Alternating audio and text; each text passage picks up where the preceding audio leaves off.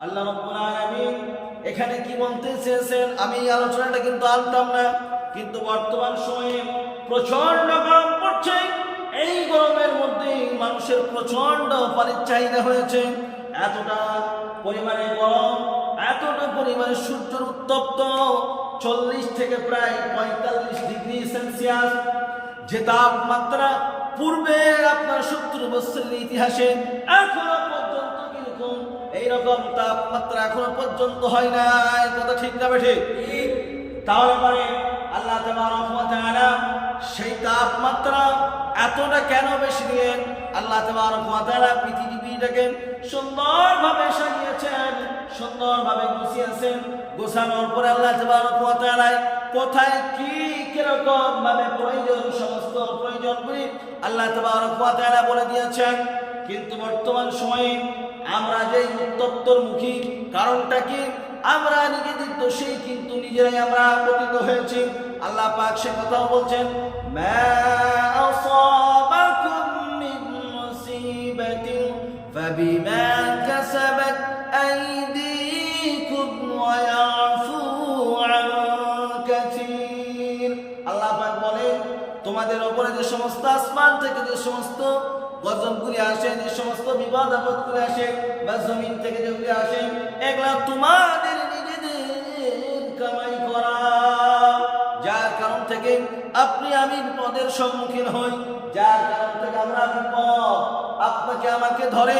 এই জন্য আপনাকে আমাকে এই যে প্রাকৃতিক যে সৌন্দর্য রয়েছে, এই সৌন্দর্যকে আপনাকে আমাকে বজায় করা লাগবে। বর্তমান সময়ে যে সমস্ত বিজ্ঞানীরা রয়েছে, যারা ভূতত্ত্ব বিজ্ঞানী বা যারা আপনার এই সমস্ত বিষয়ে যে সমস্ত বিশেষজ্ঞরা রয়েছেন, তারা বলছেন এখন বর্তমান সময়ে বেশি বেশি করে আপনারা গাছ লাগান। যদি গাছ না লাগান তাহলে পরে আপনার উত্তপ্ত রোদের তাপমাত্রা আরো বেশি হবে। আর যদি গাছ বেশি লাগানো যায় তাহলে পরে কিন্তু এই তাপমাত্রা অনেকটাই কমে যাবে। আল্লাহ তাবারক ওয়া তাআলা এই প্রাকৃতিক দিয়ে যে দিয়েছেন, এই প্রাকৃতিক সৌন্দর্যকে ঠিক রাখা তাই দায়িত্ব আপনার আমার। আজ থেকে ভারতবর্ষ প্রায় 70 বছর আগে স্বাধীন হয়েছে। সেই সময় ভারতবর্ষে আপনার মাত্র 43 থেকে 44 কোটি মানুষ বসবাস করত। বর্তমান সময়ে এখন আপনার প্রায় 142 থেকে 43 প্রায় মানুষের তখনকার জনসংখ্যা আর এখনকার জনসংখ্যার মধ্যে পার্থক্য কতটা? পার্থক্য তখনকার তুলনায় এখন দ্বিগুণ হয়েছে। আর তখন অনেক পরিমাণে গাছ ছিল, কিন্তু এখন সেই পরিমাণে গাছ নাই। আর তখন মানুষ কম ছিল, আর এখন মানুষ বেশি হয়েছে, গাছ কমে গেছে। তাহলে প্রাকৃতিক দুর্যোগ তো আপনার আমার উপরে অবশ্যই আসবে। এই জন্য আপনাকে আমাকে এই প্রাকৃতিক দুর্যোগ থেকে বাঁচার জন্য আল্লাহ তাবারক ওয়া তাআলার যে নিজাম রয়েছে, আল্লাহ পাকের যে প্রাকৃতিক ক্ষমতা রয়েছে, এই ক্ষমতাতে কোনো রকমের অপারেশন করা যাবে না।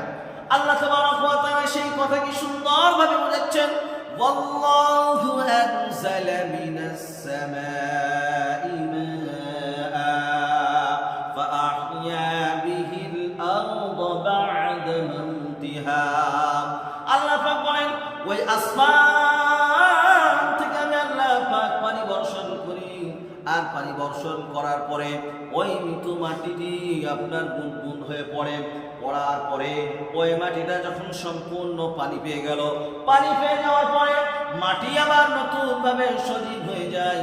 যেরকম ভাবে একজন নববধূ বিয়ে শাদী হওয়ার পরে বাচ্চা নেওয়ার জন্য যেরকম ভাবে প্রস্তুতি গ্রহণ করে, ঠিক ওই রকম ভাবে মাটিও কিন্তু এরকম ভাবে তার উপরে যে সমস্ত বৃক্ষ তরুণতা রয়েছে, সেই সমস্ত তরুণতাগুলি মাটি যেমনি সজীব হয়ে গেল, ওই গাছপালাগুলি যেগুলা মরাই পরিণত হয়ে গিয়েছিল, রোদের উত্তপ্তে সে মরাই পরিণত হয়ে গিয়েছিল। কিন্তু আল্লাহ পাক যেমনি আসমান থেকে রহমতি বর্ষণ করলেন, অমনি বর্ষণ হওয়ার সঙ্গে সঙ্গে আল্লাহ পাক সেইখান থেকে মৃত্যু জমিন থেকে আবার গাছপালা বৃক্ষগুলি কেবল নতুন করে আল্লাহ রাব্বুল আলামিন তাকে সুন্দরভাবে তার জান এবং প্রাণ দিয়ে, তার ডালপালা দিয়ে সুন্দরভাবে নতুনভাবে আপনার সেইখান থেকে আপনার নতুন ভাবে পাতা অঙ্কুরিত হলো এবং সেই সমস্ত পাতাগুলি কত সুন্দর আপনি আমি যদি লক্ষ্য করি তাহলে পরে বুঝতে পারবো আল্লাহ তাবারক ওয়া তাআলা তার সৃষ্টির নৈপুণ্যতার মধ্যে কত সৌন্দর্য রয়েছে।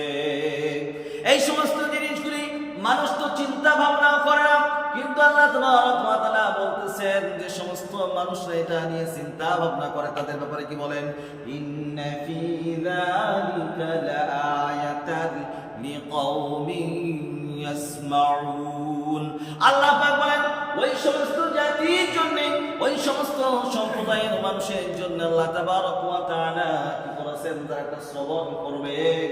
আল্লাহ তাবারক ওয়া তাআলা সেই সমস্ত জাতিদেরকে বলছেন তাদের জন্য পৃথিবীতে সফলতা, এটা হলো তাদের জন্য নিদর্শন, যারা এটাকে মানবে।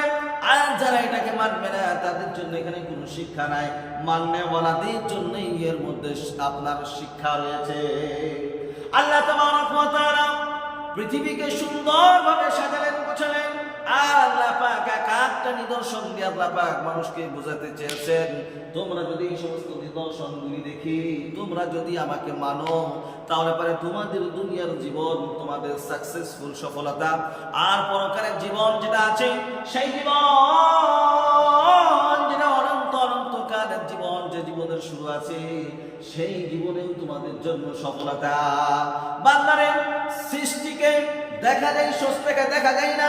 সৃষ্টিকে দেখে স্রষ্টাকে চিনতে হয়, রবকে চিনতে হয়, প্রতিপালককে চিনতে হয়। আল্লাহ পাকের নিদর্শনগুলি আমরা দেখব, আর দেখার পরে আমরা আল্লাহ পাককে আমরা চিন্তা ভাবনা করে সেই আল্লাহর স্বীকৃতি আমরা দিব ইনশাআল্লাহ। আল্লাহ তাবারক ওয়া তাআলা আবার 65 নম্বর আয়াতের পরে 66 নম্বর আয়াতে আল্লাহ পাক বলেন, এটা তো আসমান থেকে মাটিতে পানি বর্ষণ করার একটা নিদর্শন। আর 2 নম্বর নিদর্শন আল্লাহ পাক কি বলেন, ওয়া ইন্না লাকুম ফিল আনআমি লাইবরা নুসকিকুম মিম্মা ফি বুতুনিহি মিন বাইনি ফারসিন ওয়া দামিন লাবানান খালিসান সাইগান লিশ-শারিবিন। আল্লাহ পাক বলেন, ও পৃথিবীর মানুষ, আমি তোমাদেরকে যে সমস্ত চতুষ্পদ জন্তু দিয়েছি, ওই সমস্ত চতুষ্পদ জন্তুর মধ্যে তোমাদের জন্য নিদর্শন রয়েছে। আর নিদর্শন আছে না নাই জোরে বলেন। নিশ্চয় আল্লাহ তাবারক ওয়া তাআলার মধ্যে নিদর্শন রেখেছেন। আল্লাহ তাবারক ওয়া তাআলা তাই বলতেছেন, ওয়া ইন্না লাকুম ফিল আনআমি লাইবরা, নিশ্চয় তার মধ্যে তোমাদের জন্য চতুষ্পদ জন্তুগুলির মধ্যে নিদর্শন রয়েছে। নুসকিকুম মিম্মা ফি বুতুনিহি মিন বাইনি ফারসিন ওয়া দামিন লাবানান খালিসান সাইগান লিশ-শারিবিন। আল্লাহু আকবার। আল্লাহ তাবারক ওয়া তাআলা বলতেছেন, তোমরা যে সমস্ত গবাদির পশুর মধ্যে থেকে তোমরা দুধ পান করো, সেগুলো কি একবারও চিন্তা ভাবনা করেছো? যে সমস্ত গবাদি পশু তোমরা দুধ পান করো সেগুলো হলো খালিস দুধ, যে দুধের মধ্যে কোনো রকমের ভেজাল নাই।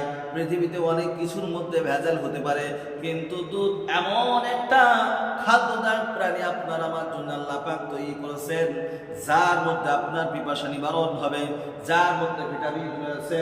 পৃথিবীতে এমন কোনো খাবার নাই একটা খাবারের মধ্যে সর্বগুণে গুণান্বিত আছে, এরকম নাই। আল্লাহ পাক বলতেছেন, আমি এমন একটা তোমাদেরকে খাদ্য দিলাম যেটা খেলে পারে তোমার পৃথিবীতে কোনো খাওয়ার প্রয়োজন নাই। একটা বাচ্চা ছেলেকে আমরা দেখেছি কি দেখি না, সেই বাচ্চাটা যেদিন থেকে মায়ের গর্ভে থেকে দুনিয়াতে আসি 2 থেকে 2.5 বছর পর্যন্ত মায়ের স্তরের দুধ পান করে কি করে না? ও মুসলমান ভাইরা, আপনাদেরকে আমি বলতে চাই, আল্লাহ রাব্বুল আলামিন বলছেন সেই মায়ের দুধের মধ্যে অনেক রকমের ভিটামিন রয়েছে, তার মধ্যে গ্লোবিন রয়েছে, তার মধ্যে প্রতিষেধক রয়েছে। আল্লাহ পাক বলছেন, যদি একটা মায়ের দুধের মধ্যে যদি ওইরকম উপকারিতা থাকে, আমি আল্লাহ পাক সেরকম ভাবে গবাদি পশুর দুধের মধ্যেও ওই রকম ভাবে আমি উপকারিতা দান করেছি। সুবহানাল্লাহ। আল্লাহ তাবারক ওয়া তাআলা বলছেন, তোমাদেরকে যে গবাদি পশুর মধ্যে থেকে যে সমস্ত দুধ তোমাদেরকে পান করাই, একবারও কি চিন্তা করেছো? একবারও কি তোমরা ভেবে দেখেছো কেমনে ভাবে দুধটা আসলো?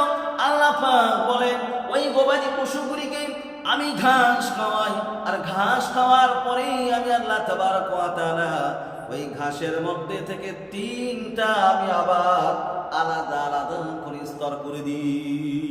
আমরা চিন্তা করেছি ঘাস গরুটা খেলো, আর ঘাসটা খাওয়ার পরে ওটাকে আল্লাহ তাবারক ওয়া তাআলা ঘাস থেকে তিনটা উপাদান তৈরি করলেন। কয়টা উপাদান? জোরে বলেন। তিনটা উপাদান তৈরি করলেন। এক নম্বরে আল্লাহ তাবারক ওয়া তাআলা, প্রথম নম্বরে আল্লাহ তাবারক ওয়া তাআলা ঘাসটাকে খাওয়ানোর পরে আল্লাহ তাবারক ওয়া তাআলা সেই গবাদি পশুটার আপনার স্টমাকের মধ্যে গেল। স্টমাকে যাওয়ার পরে সে হজম করলো। হজম করার পরে সেইখান থেকে একটা আপনার গোবরে পরিণত হলো।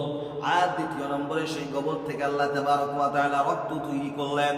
গবাদি পশু আপনার ওই গোবর এবং রক্তর মাঝখান থেকে আল্লাহ তাবারক ওয়া তাআলা তিন নম্বরে যেটা তৈরি করলেন সেটা হলো দুধ তৈরি করলেন। যে দুধটা আল্লাহ তাবারক ওয়া তাআলা খাঁটি এবং বিশুদ্ধ দুধ আল্লাহ তাবারক ওয়া তাআলা তৈরি করলেন।